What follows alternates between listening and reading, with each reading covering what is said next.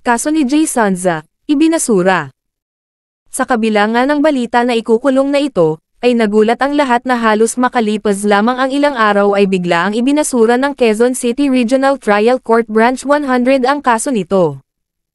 Ito ay ang syndicated estafa at large-scale illegal recruitment laban sa broadcaster na si Jay Sanza. Iniulat sa PEP Philippines na base sa mandato ni Presiding Judge Aditya Mina Aguba, pinirmahan ng August 17, 2023.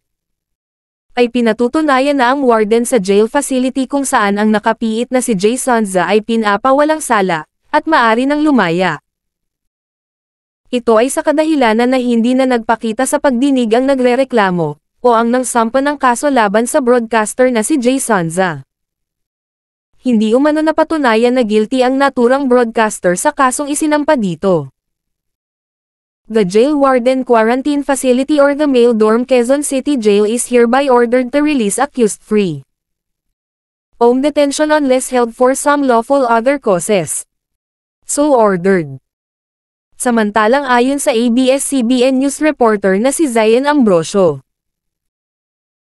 ipinaalam umano sa Bureau of Jail Management and Penology, na nananatili pa sa Quezon City Jail ligtas COVID facility si Sanza dahil may iba pang kaso ito tulad ng libel na hindi pa nareresolba. Ang broadcaster na si Jay Sanza ay dinala sa National Bureau of Investigation noong August 15, 2023. Inaresto ito noong July 18 sa Ninoy Aquino International Airport Terminal 3 habang ito ay paalis patungo sa Hong Kong.